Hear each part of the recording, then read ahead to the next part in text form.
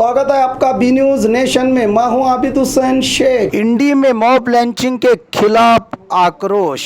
पिछले दिनों झारखंड में मॉब लैंचिंग करके तबरेज अंसारी युवक की हत्या की गई थी। इसी मामले को लेकर आज अंजुमन इस्लाम कमेटी इंडी की ओर से बड़ी रैली का आयोजन किया गया। इस रैली में तबरेज के कातिलों को कड़ी से कड़ी सजा दिलाने की मांग करते हुए प्रदर्शनकारियों ने तहसीलदार के जरिए महामहिम राष्ट्रपति और राज्यपाल को निवेदन पत्र दिया गया। इस रैली में सैकड़ों लोग भागी रहे।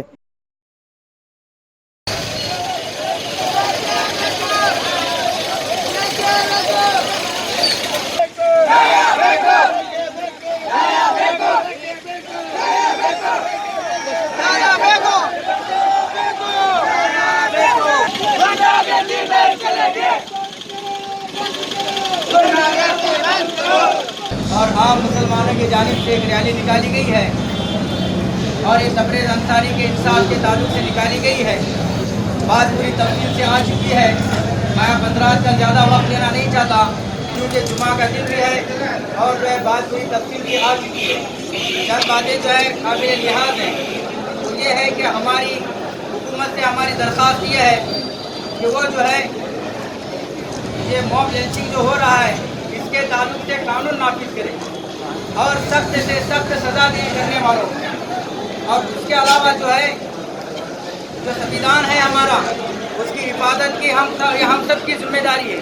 हम सब उसकी हिफाजत की फिक्र करें और सबको बेदार करें और सबके जो है जहन में ये बात बिठाएं कि हम सबको मिलकर जो है हमारे हिंदुस्तान के संविधान का जो है हमें हिफाजत करना। हमारी ये दरख्वास्त है कि आप जो है ये जो हो रहा है ये जो मॉब लिंचिंग जो हो रही है जो दलितों पर मुसलमानों पर और इसी तरह से जो है गरीब तबकों पर जो है जो जुल्म किया जा रहा है उस जुल्म को रोका जाए और जो है सख्त से सख्त उसके ताल्लुक से कानून बनाया जाए और उसे फौरन नाफिज कर दिया जाए।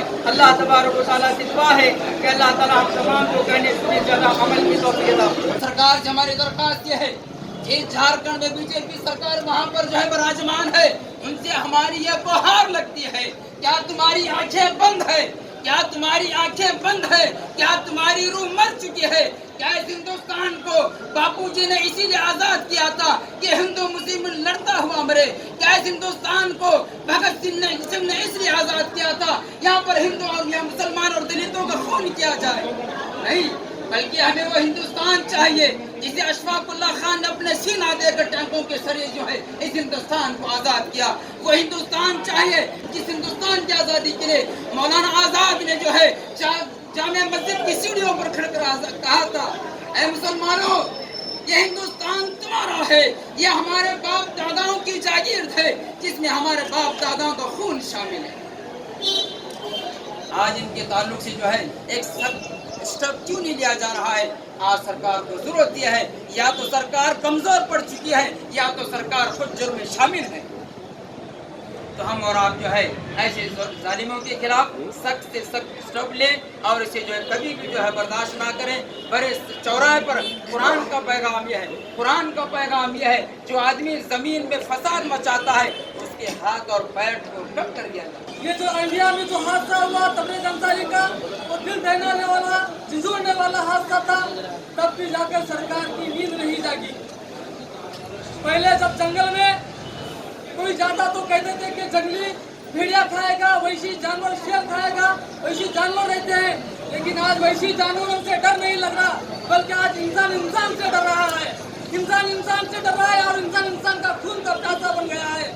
गांधी जी क्या कहते थे, जब हिंदू और दलित के चेहरे पर खुशी होगी और वो खुशी को देखकर हिंदू खुशी मनाएगा तो मुझे खुशी महसूस होगी।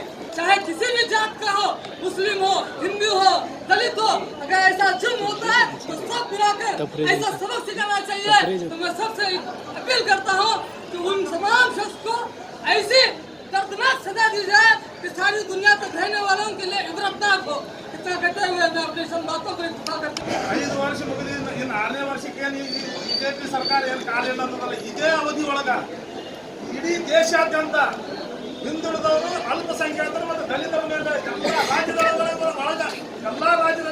ಒಂದೊಂದು ಘಟನೆ ಜರುಗುತ್ತಾನೆ ನಡೆದವ. ಆದ್ರೆ ಈ ಇದ್ದಂತ ಸರ್ಕಾರ ಈಗ ಮೌಲಾನ ಅವ್ರು ಹೇಳಿದಾಗ ಯಾವುದೇ ಒಂದು ವ್ಯಕ್ತಿ ಒಂದು ತಪ್ಪು ಮಾಡಿದಂದ್ರೆ ಅವ್ರಿಗೆ ಕಠಿಣ ಶಿಕ್ಷೆ ಆಯಿತು ಅಂದ್ರೆ ಅವ ಮುಂದಿನ ದಿನಮಾನದಾಗ ಮಾಡೋದಿಲ್ಲ ಅಂತ ಕಠಿಣ ಶಿಕ್ಷೆ ಆಗಲ್ಲ. ಈಗ ಬರೇ ಅರೆಸ್ಟ್ ಆಗ್ತಾರ, ಅವರು ಮತ್ತೆ ಜಾಮೀನು ಮೇಲೆ ಬಿಡುಗಡೆ ಆಗತ್ತಾರ. ಈ ರೀತಿ ಆಗೋದ್ರಿಂದ ಇವತ್ತಿನ ದಿನ ಈ ಪ್ರತಿಭಟನಾ ಮೆರವಣಿಗೆಗಳಿಗೆ ಏನ್ ನಿಮ್ಮ ಘೋಷಣೆಗಳೇನಿದ್ವಲ್ಲ ಅದು ಪದೇ ದಿನಕ್ಕೆ ಅದು ಹೆಚ್ಚಾಗ್ತಾ ಹೋಗ್ಲತ್ತಾವ. ಯಾಕಂದ್ರೆ ದಿನಂಪ್ರತಿ ಏನ್ ನಮ್ಮ ಏನು ಅವ್ರ ಅತ್ಯಾಚಾರ ಏನು ಹೆಚ್ಚಾಲತ್ತವಲ್ಲ ಅದು ದಿನಕ್ಕೆ ಹೆಚ್ಚ ಅದು ಆ ಉದ್ದೇಶದಿಂದ ಇವತ್ತಿನ ಪ್ರತಿಭಟನೆ ಒಳಗ ಏನು ನಮ್ಮ ಉದ್ಯೋಗ ಏನು ಘೋಷಣೆಗಳಿಂದ ಇದ್ವಲ್ಲ ಆ ಘೋಷಣೆ ಒಳಗೆ ವ್ಯಕ್ತ ಆಗ್ತವ. ನಮ್ಮ ಭಾವನೆಗಳಿಗೆ ನೀವು ಇನ್ನು ಮುಂದೆ ಧಕ್ಕಿ ತರಬೇಡ್ರಿ. ಮುಂದಿನ ದಿನಮಾನದಾಗ ನೀವು ಧಕ್ಕಿ ತಂದ್ರೆ ಯಾವ ಪರಿಸ್ಥಿತಿ ಆಗ್ತದಂದ್ರೆ ಈಗ ಬರೀ ಈಗ ಸ್ಟೆಪ್ ಬೈ ಸ್ಟೆಪ್ ಹೊಂಟದ. ಮುಂದಿನ ದಿನಮಾನದೊಳಗೆ ಇಡೀ ದೇಶಾದ್ಯಂತ ಹಿಂದುಳಿದವರು ದಲಿತರು ಅಲ್ಪಸಂಖ್ಯಾತರು ಒಂದಾದ್ರಂದ್ರೆ ಈ ದೇಶ ಅಲ್ಲೋಲ ಕಲ್ಲೋತ ಆಗ್ತದೆ. इस भारत देश में जिस तरह इंडी टाउन में, इंडी तालुके में यहाँ के हिंदू मुसलमान, छोटी जात बड़ी जात, धर्म जात बिरादरी से ऊपर उठकर सब लोग प्यार के साथ, प्रेम के साथ भाई भाई बनकर रहते हैं। जिस तरह इंडी तालुके में ये ऐसा माहौल है, हम चाहते हैं पूरे इंडिया में और पूरे भारत देश के अंदर ऐसा ही माहौल पैदा हो। ये जब होगा जब गवर्नमेंट टाइट होगी, सख्त होगी। गवर्नमेंट से डिमांड है कि वो न्याय कायम करे, इंसाफ कायम करे, देश के अंदर हर एक व्यक्ति को सुरक्षा दे, हिफाजत दे, ताकि सारे लोग, सारे देश के पुरुष और स्त्रियां आराम के साथ कहीं आए जाए, चले रात को दिन को, उनके दिल में किसी किस्म का डर और भय पैदा नहीं हो। इसलिए ये रैली बुलाई गई है। मैं उम्मीद करता हूँ कि हमारे इस मेमोरेंडम के को सुन करके स्टेट गवर्नमेंट और सेंट्रल गवर्नमेंट अच्छे से अच्छा कदम उठाने की कोशिश करेगी।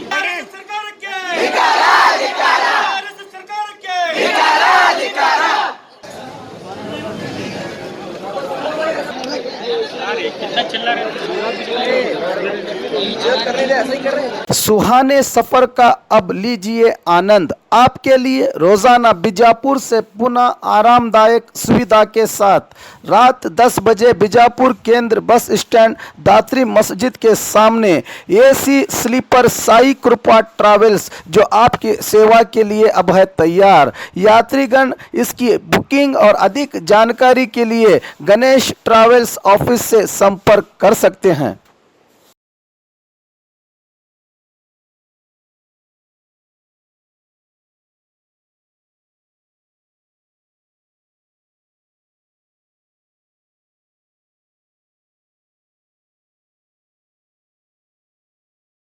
और खबरों के लिए देखते रहिए B News Nation. B News Nation के लेटेस्ट न्यूज़ों को अपने मोबाइल में देखने के लिए यूट्यूब में बी न्यूज नेशन के चैनल के सब्सक्राइब आइकॉन को दबाएं और फिर बेल आइकॉन को दबाने पर आप लेटेस्ट न्यूज़ों को देख सकते हैं।